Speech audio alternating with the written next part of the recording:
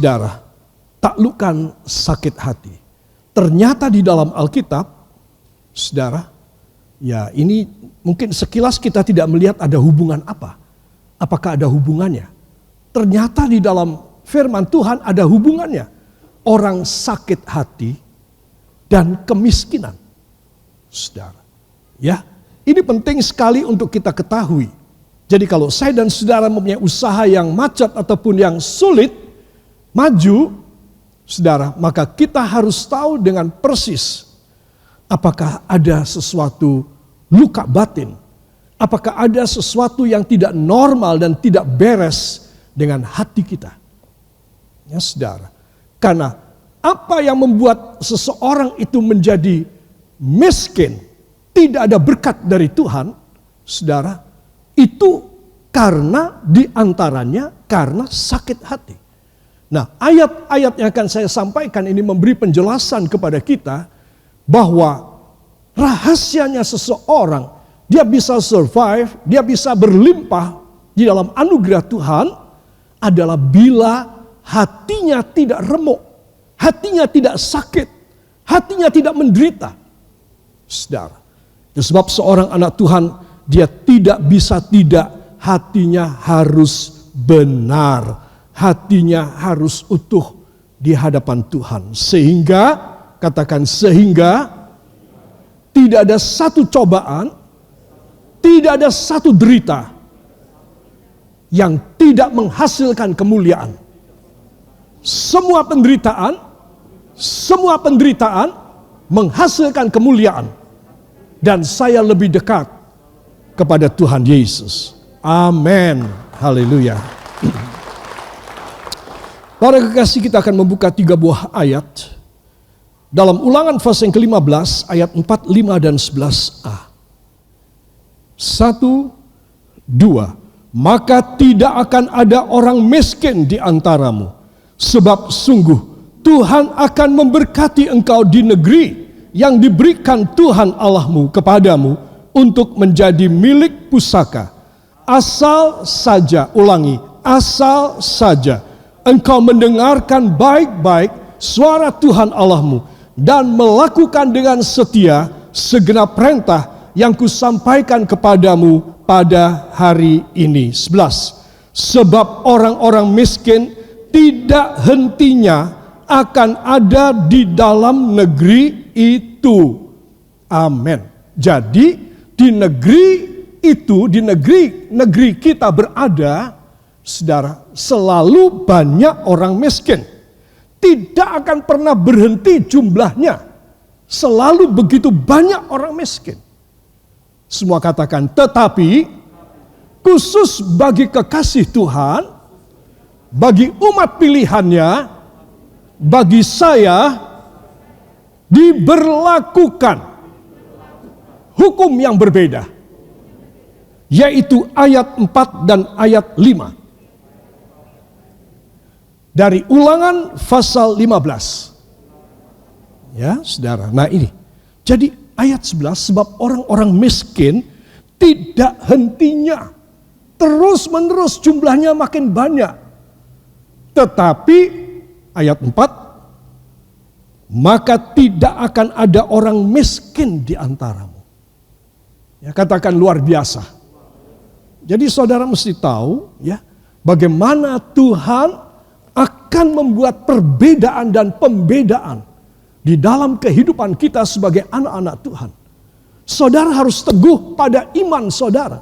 Saudara harus menunjukkan kesetiaan saudara kepada Tuhan. Ya, maka seterusnya, selanjutnya, berikutnya, follow up-nya adalah Tuhan akan memenuhkan janjinya bahwa kepada kita tidak akan ada orang miskin. Amin. Ini penting. Ini Alkitab, saudara. Ya. Sebab sungguh Tuhan akan memberkati engkau di negeri yang diberikan Tuhan Allahmu kepadamu untuk menjadi milik pusaka. Asal saja. Jadi kalau kita harus pelajari, maka kita harus pelajari asal saja ini. Karena ini syaratnya. Betul apa tidak? Ya saudara. Asal saja engkau mendengarkan baik-baik suara Tuhan Allahmu, dan melakukan dengan setia segenap perintah yang kusampaikan kepadamu pada hari ini. Terus asal saja adalah itulah yang saya fokus. Saudara harus fokus pada asal saja. Saudara, jangan fokus pada yang lain. Yang lain tanggung jawab Tuhan. Yang lain adalah pekerjaan Allah. Allah bertindak bahwa di antara orang-orang umatnya tidak akan ada orang miskin. Sementara di sekitarnya orang miskin jumlahnya tidak akan pernah berhenti. Saudara, mungkin saudara berkata Amerika itu adalah negeri yang kaya raya, makmur. Jepang, ya, negeri Belanda. Atau manalah, di mana saudara memikirkan orang selalu makmur, begitu baik, begitu makmur, begitu luar biasa. Tidak, di tempat-tempat itu juga masih ada orang miskin. Cuma disembunyiin oleh pemerintah. Saudara. Bahkan saking banyaknya orang miskin, umpama di Amerika umpamanya. Saudara, maka pemerintah tidak sanggup menangani karena jumlahnya terlalu banyak. Dan mereka berkeliaran di pinggir jalan, mengganggu orang. Ya, mereka meminta uang, tidur di trotoar dan di pinggir-pinggir jalan. Bahaya sekalipun mereka tidak punya tempat. Saudara, orang miskin ada di mana-mana. Ya, saudara. Jadi saudara dan saya harus tahu bahwa kepada saya dan kepada Anda, Tuhan memberi keistimewaan. Supaya saudara punya pekerjaan, diberkati luar biasa. Amin. Harus dipegang ini. Itu sebab, katakan itu sebab, saya harus menjaga hati supaya tidak remuk. Ya, terus gimana dong caranya? Yaitu kita harus punya persediaan firman yang kuat. Saudara, kita harus mempunyai kuasa firman yang dalam hidup kita yang berlimpah-limpah. Dan kita harus mempunyai pengurapan di dalam kehidupan kita. Katakan pengurapan Roh Kudus adalah hal yang vital seumur hidup saya. Ya, saudara. Jadi saya dan saudara bisa menangani banyak hal. Ya, kita menaklukkan sakit hati kita, remuk hati kita. Kalau ada anak-anak Tuhan yang lain atau ada saudara yang lain dalam keadaan yang hopeless dan remuk hatinya, mau bunuh diri dan lain sebagainya, saudara-saudara perlu membawa mereka datang kepada Tuhan supaya Roh Kudus memulihkan hati mereka. Firman Tuhan memberikan kekuatan kepada mereka, semangat spirit mereka. Saudara, jangan dibiarkan. Itu dokter tidak bisa menyelesaikan. Itu psikolog tidak bisa. Itu psikiatri tidak bisa menolong. Hanya firman dan Roh Kudus yang bisa menolong orang yang hancur hatinya, yang remuk dan yang rusak hatinya. Ya, saudara. Sebab para kekasih, marilah saya ingin supaya semua saudara menyadari akan hal ini. Kita akan membandingkan dengan Mazmur 109. Tolong dibuka. Mazmur pasal yang ke-109 ayat 21 dan 22. Mari kita akan baca. 1, 2. Tetapi engkau, ya Allah Tuhanku, bertindaklah kepadaku oleh karena namamu. Lepaskanlah aku oleh sebab kasih setiamu yang baik, sebab sengsara dan miskin aku, dan hatiku terluka dalam diriku. Amin. Saudara, ini pengakuan yang tulus ya dari pemazmur. Dia mengaku, Daud mengaku ya.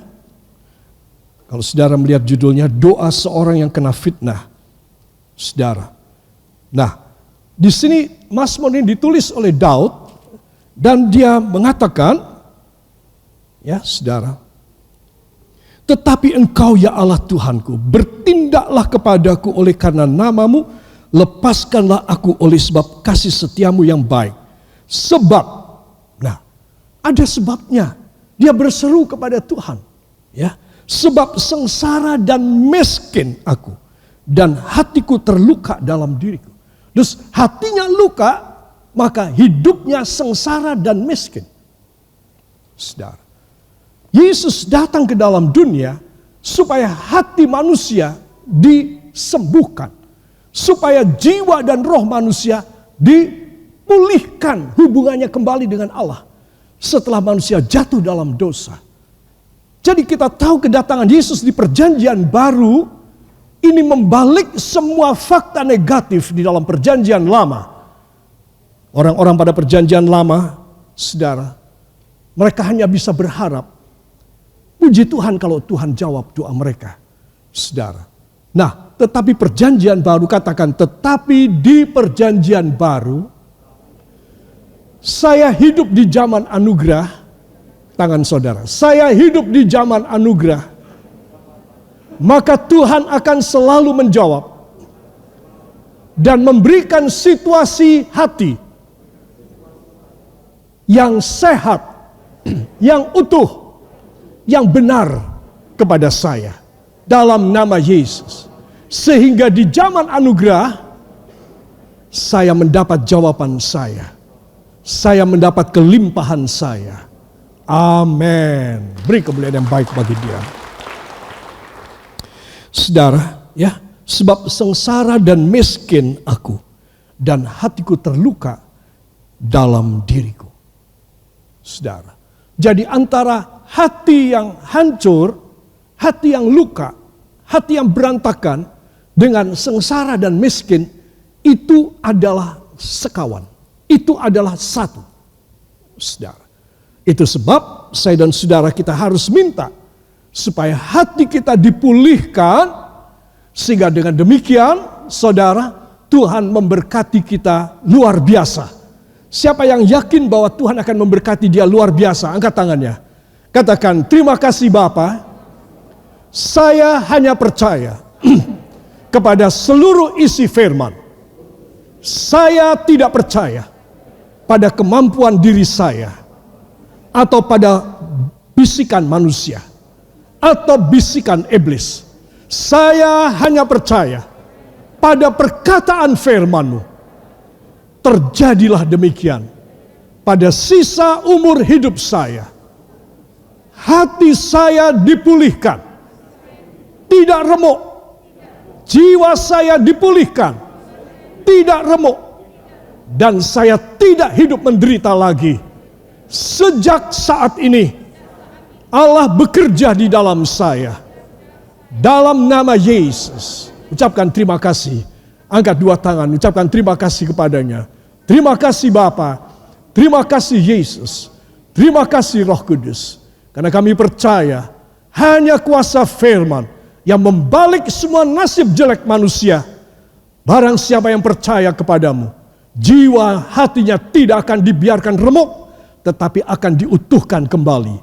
Hanya di dalam nama Tuhan Yesus Kristus, Juru Selamat dan Penebus kami. Dan kita semua mengaminkan. Amin. Beri kemuliaan yang baik bagi Dia. Saudara yang kekasih, itu sebab dari dua ayat ini, baik dari Mazmur 109 tadi, ayat yang ke-21 dan 22, kita tahu dengan jelas kita sekarang sudah menuju pada arahnya. Ya, pada arahnya bagaimana hati dan jiwa yang remuk itu dipulihkan, diutuhkan kembali oleh kuasa Tuhan. Ya, saudara. Nah, tadi di dalam Ulangan 15 ayat 4, tidak akan ada orang miskin di antaramu. Walau orang miskin tidak ada habisnya di negerimu. Ayat 11 tadi, 11a, ya. Nah, pada ayat yang kelima, asal saja, katakan asal saja saya mendengar baik-baik suara Tuhan dan melakukan perintahnya dengan setia. Nah, saudara ya, ayat 4 semacam itu, ayat 5 begini, kasih tahu jalannya. Itu sebab firman Tuhan saja, saudara, yang bisa mengubah segala situasi dan kondisi dalam keluarga saudara. Dan juga apa yang saudara kerjakan dalam mata pencaharian saudara. Saudara, seringkali banyak orang bertanya dan minta didoakan. Dan saya mengatakan rahasianya ada pada firman. Ya, bagaimana saya mendoakan Anda kalau Anda tidak datang ke gereja? Anda bisa datang ke gereja di mana Anda bisa berjemaat, biasa berjemaat. Di kota Anda, di desa Anda harus datang untuk menerima firman. Dari mana seorang pendeta bisa memberkati seseorang yang malas tidak datang ke gereja? Tidak ada caranya. Memangnya pendeta ini bisa memerintah Tuhan? Tidak bisa, saudara. Jadi inilah yang membuat seseorang, dia menunjukkan dirinya kepada Tuhan, merendahkan diri. Katakan merendahkan diri. Menghapus semua pikirannya. Dan mulai menerima pikiran Allah melalui firman Allah. Ya, jadi disinilah rahasianya, para kekasih. Sehingga dengan demikian saya dan saudara bisa dilepaskan dari penderitaan-penderitaan yang meremuk jiwa kita.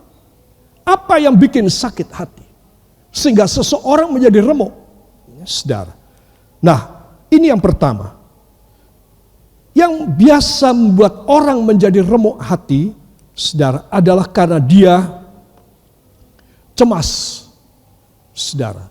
Dia merasa tidak ada harapan dan tidak ada kemampuan. Dia merasa susah hatinya. 3 unsur ini saya dapat dari 1 Samuel 1 ayat 15 dan 18. Ya, ketika Ibu Hana, dia datang ke bait Allah dan dia berdoa. Karena dia sakit hati. Dia bilang, remuk hati saya. Kenapa? Karena mereka setahun sekali mereka ke Silo. Pada waktu itu belum Yerusalem. Tetapi Silo menjadi kota kudus. Ya, dan mereka memberikan korban. Dan sehabis memberikan korban persembahan, membakar korban, maka mereka makan bersama. Ya, saudara, baik kita akan baca bersama ya. 1 Samuel 1 ayat 15 dan 18. Maka kita akan melihat di sini, saudara, orang yang betul-betul remuk hatinya. Kita tidak bisa menyalahkan Ibu Hana. Penderitaannya luar biasa. Ya, 1 Samuel pasal yang pertama, ayat yang ke-15. Tetapi Hana menjawab, bukan tuanku. Aku seorang perempuan yang sangat bersusah hati.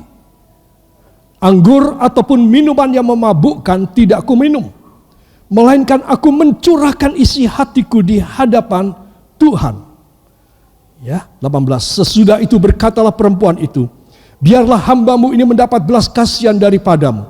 Lalu keluarlah perempuan itu, ia mau makan dan mukanya tidak muram lagi. Katakan luar biasa. Ya, saudara. Hana, suaminya bernama Elkana. Karena Hana tidak punya anak, maka Elkana menikah lagi.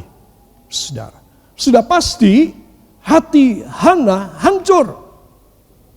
Apalagi ketika mereka sehabis memberikan korban persembahan kepada Allah di rumah Allah di Silo, saudara.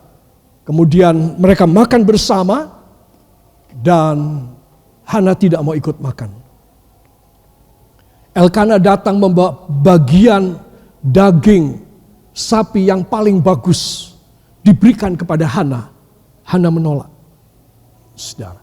Tapi dia lari ke rumah Allah dan dia menangis di dalam gereja, saudara. Tapi dia menangis karena begitu susah hatinya sampai tidak keluar perkataan. Hanya desah saja dan air mata. Imam Eli melihat ada seorang wanita berdoa dengan cara yang begini, dia pikir ini mabuk. Dan dia berkata, hei perempuan, stop. Berhenti dari kemabukanmu. Ya, mengapa kamu mabuk di dalam rumah Tuhan ini? Dan dia mengatakan, Bapak, aku bukan seorang perempuan yang suka minum minuman dan mabuk, tidak. Tapi karena hancur hatiku. Sangat susah hatiku. Saudara. Nah, di sini kita melihat siapakah yang akan menerima jawaban dari doa ketika dia hancur hatinya. Saudara, adalah orang yang lari kepada Tuhan. Orang yang mencari Tuhan. Dia tahu suaminya Elkana mencintai seorang wanita, istri yang baru, yang selalu saben tahun punya anak. Dan dia dihina oleh istri mudanya. Kalau Elkana membawa Daging yang paling bagus buat dia, dia tahu itu hanya pura-pura. Saudara, wah kelihatannya semua wanita lebih mengerti daripada saya. Ya, itu pura-pura. Jadi dia tidak mau menerima dan dia lari ke gereja dan dia menangis di hadapan Allah di gereja. Saudara, lihat orang yang hancur hatinya. Saya yakin, saudara, perasaan daripada seorang wanita yang begitu hancur, tidak ada yang bisa memulihkan dia. Suaminya ternyata tidak berhasil. Walaupun memberikan bagian daging yang paling empuk, yang paling enak buat dia, dia tidak mau terima. Saudara-saudara, cemas, habis harapan. Ya, sangat susah hatiku. Bapak katanya kepada Imam Eli. Itu sebab dia datang kepada Tuhan. Saudara, dia datang kepada Tuhan. Kalau saya dan saudara mempunyai luka hati, ataupun saudara mempunyai keadaan yang remuk redam hati saudara, harapan saudara, maka saudara tidak perlu mencari hiburan ataupun manusia yang bisa memberikan kepada saudara pertolongan-pertolongan. Tidak. Engkau harus datang saja kepada Tuhan Yesus. Katakan amin. Saya hanya datang kepada Yesus supaya masalah segera berhenti. Jawaban segera datang. Bila saya datang kepada orang-orang, keluarga, urusan panjang, tidak ada jawaban. Ya, saudara. Itu sebab kenapa saya selalu menekankan kepada Anda semua, jemaat yang kekasih, bahwa Anda harus nomor satukan Tuhan di dalam hidup Anda. Kenapa? Karena kalau engkau mencari pertolongan yang lain, tidak ada. Seringkali engkau ingin memperbaiki masalah di dalam masalah. Seperti saudara sudah masuk di dalam lumpur, rawa, dan saudara ingin keluar, saudara semakin tenggelam. Saudara, Anda sudah tahu bahwa rawa atau lumpur, di situ Anda tidak boleh bergerak. Begitu Anda bergerak, Anda makin jatuh sampai ke dalam tanpa ada pertolongan. Jadi carilah masalah, carilah penyelesaian masalah kepada Tuhan. Dia yang sanggup mengangkat saudara dari gravitasi, gaya turun ke bawah, di mana Anda bisa tenggelam. Ya, saudara, itulah yang saya dan saudara harus minta kepada Tuhan. Saudara, itu sebab mumpung masih ada kesempatan, jangan biarkan hati saudara rusak. Jangan biarkan hati saudara terus sakit. Inilah saatnya di mana saudara harus bangkit dan saudara harus berkata, Tuhan, hamba tidak mau berlama-lama. Supaya hamba boleh segera menerima kelepasan. Kalau hamba hatinya baik, hatinya sembuh, maka hamba pasti engkau berkati luar biasa. Amin. Pasti. Saudara. Nah, itu sebab di sini saya menuliskan jangan lemah semangatmu. Saudara. Seringkali manusia berkata aku sudah mentok, nggak ada jalan lagi. Ya karena dia tidak mencari Tuhan. Dia hanya mendengar perkataan orang, nasihat orang-orang tuanya, ataupun nasihat dari orang-orang yang lebih tinggi dari dia. Dan dia merasa bangga orang-orang yang terhormat mau memberi nasihat kepada dia. Berhasilkah? Saudara, tidak akan pernah berhasil. Kecuali orang ini datang kepada Yesus. Maka dia akan berhasil. Itu sebab jangan lemah semangat saudara. Ya. Wherever, at whatever condition you are inside right now. God just one thing that He wants from you. Surrender your life to Him. And please release your life from any bondage, semua ikatan-ikatan from these worldly things, semua keduniawian. And surrender your life just to Him. And He is the answer. Dialah jawaban. Jangan putus asa. Jangan engkau menjadi kecil hati. Belum seberapa penderitaan, cepat datang kepada Tuhan. Sebab tidak sia-sia kalau saudara dianjurkan untuk dekat kepada Tuhan. Karena saudara selalu dekat dengan jawaban. Katakan, bila saya dekat dengan Tuhan Yesus, saya dekat dengan jawaban. Amin. Yang percaya, beri kemuliaan bagi Dia. Saudara, apa yang saya sampaikan tadi itu penting sekali ya. Mari kita akan baca dari 2 Tawarikh pasal yang ke-15 ayat yang ke-7. 1, 2. Tetapi kamu ini, kuatkanlah hatimu. Jangan lemah semangatmu. Karena ada upah bagi usahamu. Amin. Katakan, karena ada upah bagi usaha saya. Saudara, ini penting sekali.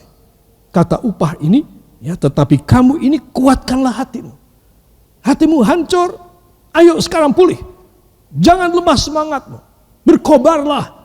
Kamu harus sangat semangat. Kamu tidak boleh lemes. Kamu tidak boleh ditaklukkan oleh suara hatimu, suara batinmu, suara manusia, suara bisikan iblis. Semangatlah.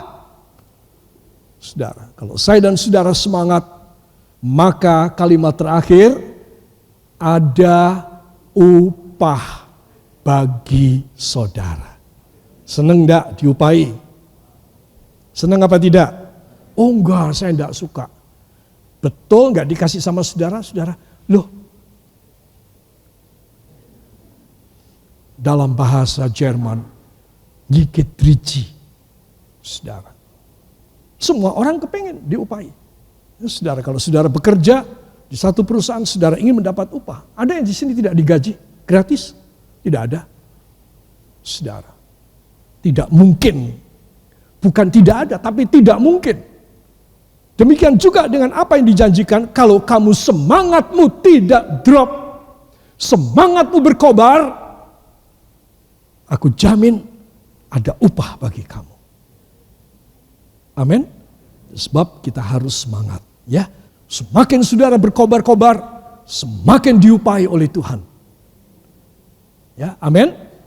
Saudara, perhatikan upah. Upah inilah artinya saudara mulai diperkaya oleh Tuhan. Ya. Jadi kata upah ini saudara mulai diperkaya. Saudara mulai dibuang kemiskinan saudara. Hati saudara diperbaiki, semangat hatinya kembali setelah diperbaiki menjadi semangat kembali. Ada upah. Ada upah. Amin. Nah ini karena apa? Karena saudara pantas diupahi. Kenapa saya diupahi? Karena saya semangat kepada Tuhan. Karena saya tidak melempem. Maka saya diupahi. Saya mulai diperkaya. Karena orang miskin tidak akan pernah berhenti dan selalu bertambah jumlah. Tapi saya akan diangkat dan dimuliakan oleh Tuhan. Amin. Angkat dua tangan, ucapkan terima kasih kepadanya. Terima kasih Bapa. Terima kasih Yesus. Terima kasih Roh Kudus. Diberkatilah para kekasih. Pulang dengan bawa damai dan sejahtera dan anugerah yang turun dari takhta Allah Bapa, Allah Putra, Allah Roh Kudus. Allah yang Maha Esa dan Maha Tunggal adanya. Memberkati rumah tangga dan mata pencaharian saudara. Studi pelajaran sekolah anak-anak. Masa depan hari tua dari kakek dan nenek yang sudah sepuh. Diberkati perjalanan saudara dalam kota, luar kota, kemanapun saudara akan berangkat. Tiba dengan aman dan sentosa di rumah saudara. Diberkati korban kolektor saudara. Teristimewa, diberkati segala pengembalian persepuluhan saudara. Sesuai dengan Maliaki 3 ayat 8 dan 10 dalam perjanjian lama. Sesuai dengan Ibrani 7 ayat 1 sampai 10 di perjanjian baru. Dikembalikan pada saudara sampai tidak cukup tempat untuk meletakkan berkat Allah terjadi dalam hidup saudara. Karena engkau mengembalikan apa yang menjadi milik Tuhan. Diberkatilah saudara yang sudah datang hanya di dalam nama Tuhan Yesus Kristus, Juru Selamat dan Penebus kami. Dan kita semua mengaminkan. Amin. Beri kemuliaan bagi Dia.